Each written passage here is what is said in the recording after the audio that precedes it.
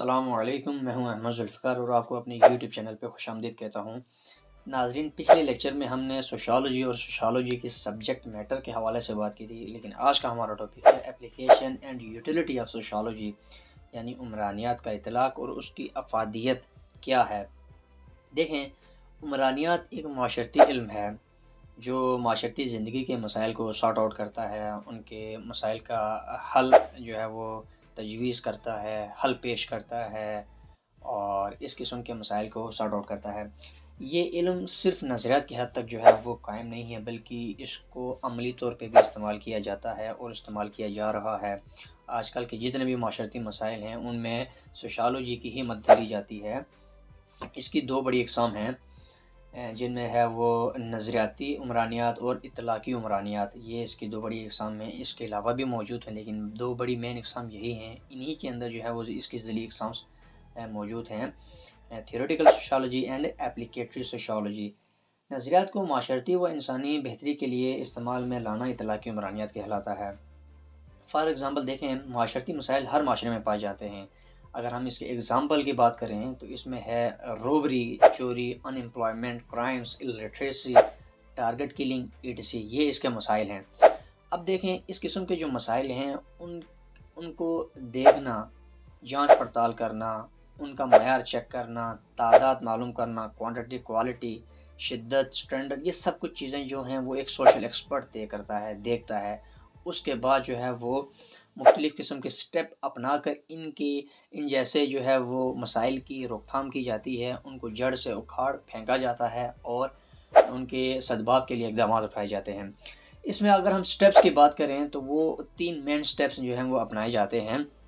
جس میں آتا ہے سب سے پہلا سوشل سروے، اس کے بعد آتی ہے سوشل پلاننگ اور اس کے بعد آتی ہے سوشل انجینئرنگ۔ اگر سوشل سروے کی بات کریں تو فار ایگزامپل دیکھیں، کسی مسئلے کے حل کے لیے سب سے پہلے سروے کر کے حقائق کو جمع کیا جاتا ہے،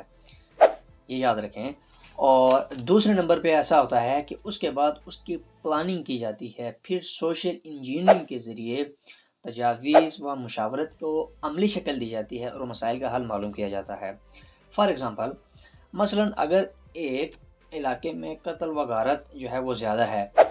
تو سب سے پہلے وہاں کے لوگوں کے مزاج کو ٹیسٹ کیا جاتا ہے، ایک سوشل ایکسپرٹ کا کام ہے یہ، سوشالوجسٹ کا۔ پھر خواندگی ریٹ چیک کیا جاتا ہے،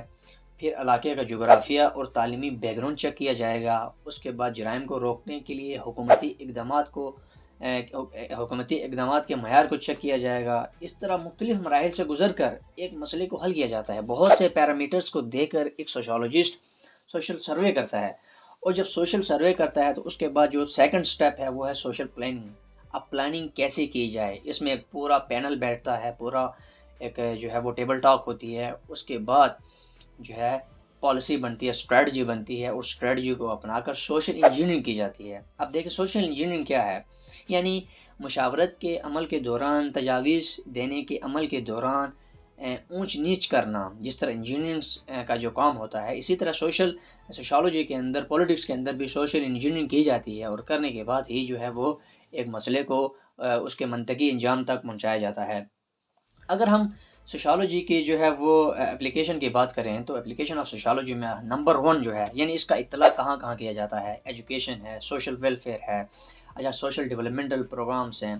اچھا اس کے بعد آتا ہے انڈسٹریل ریلیشنس آتے ہیں، پروبیشن اور پیرول ہے، ایلیمینیشن آف ڈرگس ہیں، ٹریڈ اینڈ پبلسٹی ہے، اچھا ایلیمینیشنس آف اولڈ کلچرل میتھڈس ہیں۔ ہم پیچھے چلتے ہیں، دیکھیں ایجوکیشن، یونیورسٹیز میں جو آپ کو ایجوکیشن دی جاتی ہے وہ سوشالوجی کی جو ایجوکیشن آپ حاصل کرتے ہیں، BS ڈگری حاصل کرتے ہیں، ماسٹر کرتے ہیں، یا PhD کی جو تعلیم حاصل کرتے ہیں، تو سب سے پہلے تو یہی اس کی اپلیکیشن ہے، یہی اس کا اطلاق ہے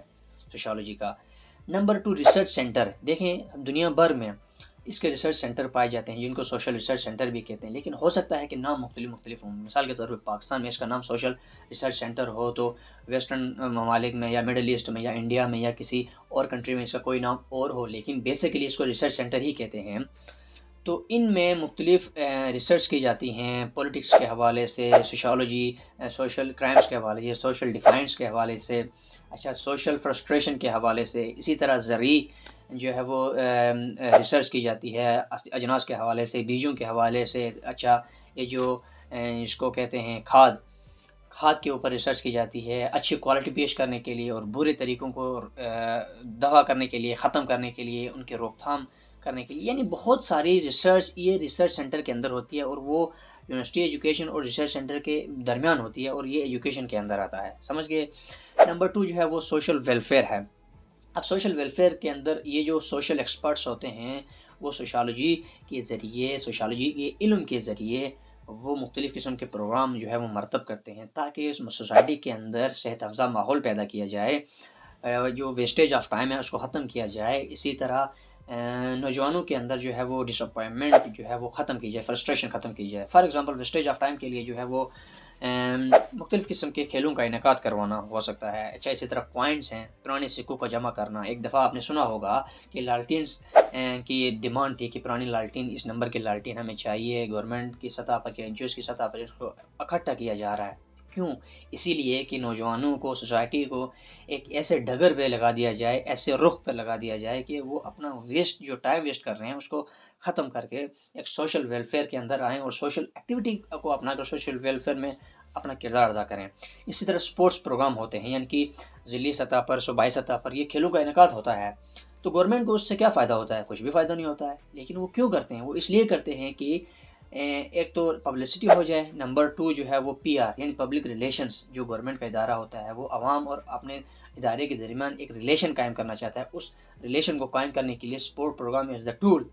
to establish the relation between public and government institutions. Okay, اسی طرح جو ہے وہ مہم جوئی کی جو ہے وہ پروگرام نصب کیے جاتے ہیں تاکہ عوام کے درمیان ان کا، گورنمنٹ کے اداروں کا جو ہے وہ ایک اچھا امیج بن سکے۔ اسی طرح سوشل ڈیولپمنٹل پروگرامز یہ بہت مشہور بھی ہیں، عام بھی ہیں، معروف بھی ہیں۔ مثال کے طور پر سمال انڈسٹری لگانا نا، دستکاری، جن میں ٹوپیوں کی سلائی کرنا، اچھا اسی طرح جو ہے وہ ٹریننگ سینٹرز قائم کرنا، ٹی وی سینٹرز، اچھا basic health programmes by government اور این جی اوز، یعنی کہ جو بیسک جو ہیلتھ یونٹ ہوتا ہے پرائمری سطح پر، اس قسم کے جو پروگرامز ہوتے ہیں وہ زیادہ تر این جی اوز کی طرف سے ہی لگائے جاتے ہیں۔ اس میں گورنمنٹ کا رول بھی ہوتا ہے، لیکن شیئرس پبلک پرائیویٹ جو آپ نے نام سنا ہوگا، کولیبریشن جو ہوتی ہے، اسی کے ذریعے یہ پروگرامز مرتب کیے جاتے ہیں۔ ان کے اندر سوشل ایکسپرٹ کا جو ہے وہ ہاتھ ہوتا ہے، اور سوشل ایکسپرٹ کے سروے، پلاننگ اور انجینئرنگ کے بعد ہی یہ اس قسم کے پروگرام کو مرتب کیا جاتا ہے۔ اسی طرح اگر ہم انڈسٹریل ریلیشنز کی بات کریں تو ماسٹر سروینٹ ریلیشنز کو مضبوط کرنے کے لیے، ان کے درمیان تناؤ اور شدت کو ختم کرنے کے لیے جو اقدامات کیے جاتے ہیں وہ سوشل ایکسپرٹ ہی کرتا ہے۔ اسی طرح کسی بھی منصوبے کی فیزیبلٹی رپورٹ تیار کرنا وہ بھی سوشل ایکسپرٹ کرتا ہے، سوشالوجسٹ کرتے ہیں۔ اچھا، سروے آف انڈسٹری، اس میں ایسا ہوتا ہے، فار ایگزامپل کسی علاقے میں کوئی انڈسٹری لگائی جا رہی ہے، مثال کے طور پر چمڑے کی انڈسٹری لگائی جا رہی ہے، تو وہاں دیکھا جائے گا کہ کون سی جگہ اس کے لیے سوٹیبل ہوگی، اچھا کتنا فاصلہ ہونا چاہیے آبادی سے دور، آبادی کے قریب اس انڈسٹری کو اگر پلانٹ کیا جائے گا تو اس کے نقصانات کیا ہوں گے، آبادی سے دور کیا پانی موجود ہے کہ نہیں ہے، کیونکہ چمڑے کی انڈسٹری کے لیے پانی کا ہونا لازمی ہے۔ اس قسم کے جو ہیں وہ سروے کیے جاتے ہیں، مختلف پیرامیٹرز کو دیکھا جاتا ہے۔ اچھا، یہ جو کام ہوتا ہے وہ سوشل ایکسپرٹ کرتا ہے، سمجھ آ گئی۔ اس کے بعد پروبیشن اور پیرول، یہ انتہائی لازم ہے، انتہائی لازمی ہے سوشالوجی کے اندر، اور سوشل ایکسپرٹ اس کے اندر بہت سارا کام کرتے ہیں۔ دیکھیں، جرم اور مجرم معاشرے میں ہی پیدا ہوتے ہیں، اور مریضوں کے لیے تو اسپتال کھولے جاتے ہیں، لیکن بدقسمتی سے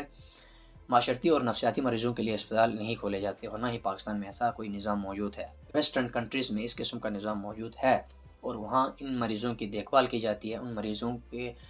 کی جو ہے وہ کیئر کر کے ان کو دوبارہ ایک اچھا شہری بننے کا موقع دیا جاتا ہے۔ لیکن پاکستان میں unfortunately, انلکیلی there is no any such kind of جو ہے سسٹم نہیں موجود ہے۔ اسی طرح جیلوں میں بند کرنا مسائل کا حل نہیں ہے۔ دیکھو، جیلوں میں اگر آپ مجرم کو بند کریں گے تو وہ آپ اس مجرم سے جرم کا بدلہ لے رہے ہیں، اس کی اصلاح نہیں کر رہے ہیں۔ تو اس لیے پروبیشن اور پیرول کے جو آفیسرس ہوتے ہیں وہ کسی مجرم کو جیل میں جانے کے دوران، یعنی فرسٹ اوفینڈر کو جیل میں بھیجنے سے پہلے پروبیشن آفیسر جو ہے وہ اس کو اپنے پاس رکھ لیتا ہے، اور کہ اس کی حرکات و سکنات کو دیکھتا ہے، کیا یہ مریض، نفسیاتی مریض، معاشرتی مریض، مجرم، فرسٹ ٹائم اوفینڈر، کیا یہ اصلاح کے قابل ہے کہ نہیں ہے۔ اگر یہ اصلاح کے قابل ہے تو اس کو اپنے پاس رکھے گا، اور اس کی تھوڑی جو ہے وہ اصلاح کر کے دوبارہ اس کو کیا کیا جائے گا، ریلیز کر دیا جائے گا۔ لیکن اگر یہ اصلاح کے قابل نہیں ہے تو اس کو دوبارہ جیل میں بھیج دیا جائے گا۔ اسی طرح پے رول جو آفیسر ہوتا ہے وہ اس طرح کرتا ہے، کسی بھی مجرم کی 1/3 سزا کاٹنے کے بعد اس کو اپنے پاس بلا لیتا ہے اور اس کو اس کے ہنر کے مطابق کام دیا جاتا ہے۔ اگر وہ اپنے کام میں مہارت حاصل کر لے، اچھا اس میں گل مل جائے اور کام کر لے، تو اس کی جو آمدنی ہوتی ہے اس میں سے تقریباً سارا جو حصہ ہوتا ہے وہ اس کی فیملیز کو دیا جاتا ہے، تاکہ وہ جیل میں بیٹھ کے بھی اچھا کسی ادارے کے ہاتھوں میں یا کسی فرد کے پاس بیٹھ کے بھی وہ گھر کی کفالت کر سکتا ہے اور گھر والوں کا خیال رکھ سکتا ہے۔ اس طرح ایک مجرم جو ہے وہ اچھا شہری بن سکتا ہے اور وہ جو ہے وہ ایک ذمہ دار شخص بن سکتا ہے، اس کے اندر احساس ذمہ داری بھی پیدا ہو سکتی ہے۔ ایلیمینیشن آف ڈرگس، دیکھیں یورپین کنٹریز میں جو ہے اسپتال کے اندر، ہاسپٹل کے اندر ایک الگ وارڈ قائم کیا جاتا ہے، ایک الگ فیکلٹی قائم کی جاتی ہے اور مریضوں کو، یعنی معاشرتی مریضوں کو، نفسیاتی مریضوں کو باقاعدہ چیک اپ کیا جاتا ہے۔ ان کے لیے بہت ساری فیسلٹیز جو ہے موجود ہوتی ہیں، اور جب وہ مجرم یا پھر کوئی نفسیاتی مریض یا نشئی اسپتال سے باہر نکلتا ہے تو وہ ایک پرفیکٹ مین بن کے نکلتا ہے، لیکن پاکستان میں اس قسم کا نظام موجود نہیں ہے۔ ایک الگ وارڈ قائم ہوتا ہے اور مریضوں کی جو ہے وہ کیس اسٹڈی کی جاتی ہے۔ اس طرح جو ہے وہ ٹریڈ اینڈ پبلسٹی کے اندر بھی سوشل ایکسپرٹ کو ہائر کیا جاتا ہے، سوشالوجسٹ کو ہائر کر کے ان کی خدمات لی جاتی ہیں، کیونکہ دیکھیں ٹریڈ اینڈ پبلسٹی میں جو ہے ایڈورٹیزمنٹ کی جاتی ہے۔ پبلسٹی اور ایڈورٹیزمنٹ جو ہیں وہ دو الگ کنسیپٹس ہیں، لیکن پھر بھی میں یہاں آپ کو بتاتا چلوں۔ فار ایگزامپل، اگر آپ مارکیٹنگ کرنا چاہتے ہیں، اپنے کاروبار جو ہے وہ اوپن کیا ہوا ہے، تو یہاں ایک سوشل ایکسپرٹ آپ کے کاروبار کو دیکھ کر وہ دیکھے گا کہ کیا اس کے لیے ڈیجیٹل مارکیٹنگ کی جانی چاہیے، ڈیجیٹل ایڈورٹیزمنٹ کی جانی چاہیے، مین اسٹریم میڈیا میں کوئی ایڈ چلوانا چاہیے، یا ریڈیو کا سہارا لینا چاہیے، یا بروشر تقسیم کرنی چاہیے، یا بل بورڈز کی طرف جانا چاہیے، یا کیبل نیٹ ورک کے اندر آپ کو کوئی اشتہار دینا چاہیے، کیونکہ آپ نے آڈینس کو فکس کرنا ہے نا۔ آڈینس کو دیکھ کر جو ہے وہ ایک سوشل ایکسپرٹ دیکھے گا کہ آپ کا ایڈ کہاں چلنا چاہیے، یا پھر نیوز پیپر میں۔ تو یہ سوشل ایکسپرٹ کی ذمہ داری ہوتی ہے، اور یہ سوشل ایکسپرٹ جو ہے وہ سوشالوجی علم کے ذریعے یہ سارے کام انجام دیتا ہے۔ اسی طرح ہے elimination of old cultural methods. دیکھیں ہمارے جو آباء و اجداد ہیں یا ہمارے بزرگ ہیں، وہ اپنی کلچر کے ساتھ جو ہے وہ لگاؤ رکھتے ہیں، پرانے طریقے جو ہیں ان کو رد نہیں کرتے، نہیں چھوڑ سکتے۔ تو آج کل نئے طریقے آئے ہیں، زرعی پیداوار کو بڑھانے کے لیے نئے طریقے استعمال کیے جا رہے ہیں، کھاد کا استعمال کیا جاتا ہے، اچھا نئے بیجوں کا استعمال کیا جاتا ہے، نئے اور مضبوط اور مفید طریقوں کا استعمال کیا جاتا ہے۔ تو ایک سوشل ایکسپرٹ ہی اس کو ختم کرتا ہے، اور یہ سوشالوجی جو ہے علم کے ذریعے کام کیا جاتا ہے، اور یہ جو ہے وہ اپلیکیشن آف سوشالوجی ہے۔